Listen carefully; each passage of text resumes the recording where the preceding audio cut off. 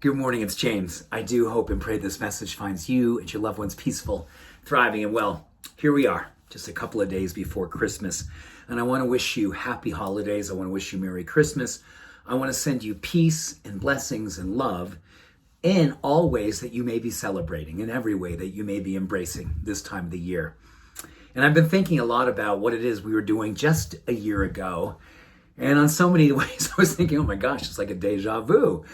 So many things happening with the pandemic that are so reminiscent of a year ago. So many things I hope we have learned in this last year. In so many ways that we're probably feeling like, oh my goodness, have we learned anything? Well, I want to focus on what it is that I have learned and what I hope you have learned too. There may be a reminder, a gift, a level of serving yourself today in such a way that maybe it imprints itself on your heart and in your soul. And you go, oh my goodness, I am never going to not give myself this gift the rest of my life. If there's anything I think we have learned this past year is that a lot of things that we had hoped and prayed for and thought we were going to be better at, we may be looking at the world and go, oh my goodness, we haven't gained any perspective. We haven't gained any good ground. We're still circulating a lot of the things that we were circulating a year ago and 2 years ago. And you're wondering, possibly, what is it that I can be doing now that can change the way that I navigate, the way that I circulate, and the way that I radiate love moving forward in my life? That's going to be my gift to myself this time of the year. And I hope this gift is something I can give to others just by my example, just by my demonstration, just by the way that I choose to show up now.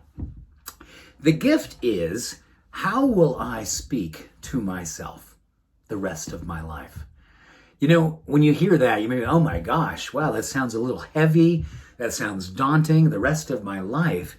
But let me help this break down for you and hopefully help you to go, oh, that's beautiful. Simply consider the fact that we have an opportunity to choose words, to choose phrases, to choose a dialogue inside of ourselves in the way that we would speak to others who we love, who we cherish, who we admire, who we adore, who we want to make sure that they never, ever not know how we feel about them. And the reason why I think this could be so powerful is this. There is so much room these days for stuff coming in. When you look at the neurochemistry these days, with the stress, with the anxiety, with some of the doubt and the darkness, the lack of certainty in our life, we know that we're really running on a lot of the same patterns.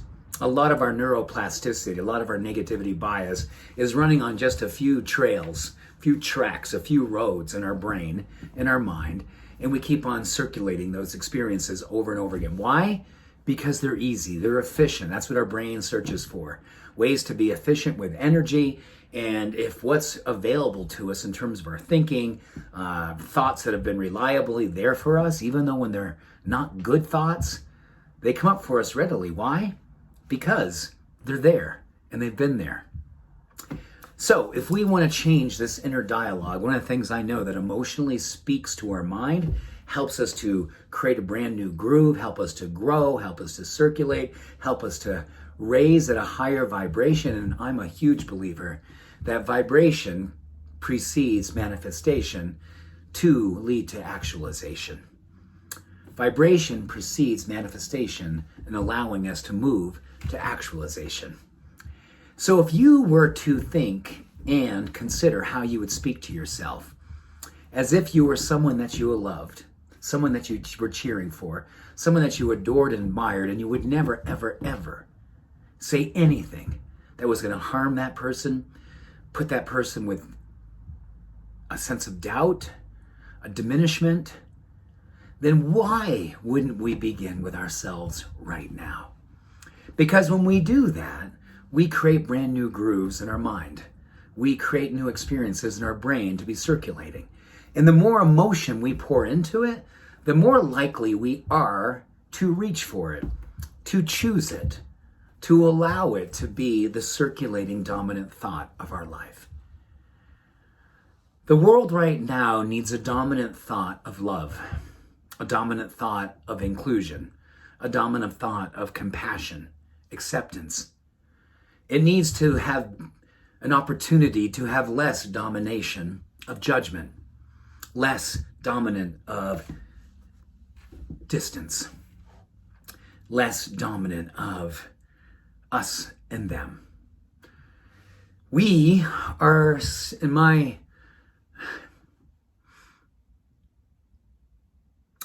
I feel like we're really, really vulnerable right now. And if we don't catch ourselves early in this, and it's not too late, I believe it's not too late. It's never too late to change. But we are getting close every single day to losing the opportunity to be witnesses of our own transformation. Our transformation will lead to more and more experiences of a demonstration, which in turn lead to giving permission for others to potentially put their guard down and see you. Us see them. And then there's no longer us and them. There's just oneness. Don't you believe that's what this time of the year really, really welcomes more than any time of the year? Love just seems to be vibrating a little bit higher right now. Openness seems to be just that much greater right now. Kindness seems to be the currency that's being generative right now. So I pray that you and I will lean into this time and speak to ourselves like someone that we love, adore, admire, and that we're rooting for all the time, every time that we're thinking about us. Why? Because what research tells us is it becomes an opening for us to be something that others find hopeful too. And a sense of permission and openness and invitation has been given to anyone who has the blessing, the joy, and the gift of laying eyes on you. This gift is, yes, a beautiful thing to give to ourselves, creating peace and opulence and joy and beauty, and a sense of possibility for ourselves. And more importantly, it becomes a beacon of hope and permission for the world to take notice. It's time. It's time. Thank you. Much love and every blessing. Have a beautiful day, a peaceful day. I love you. Bye for now.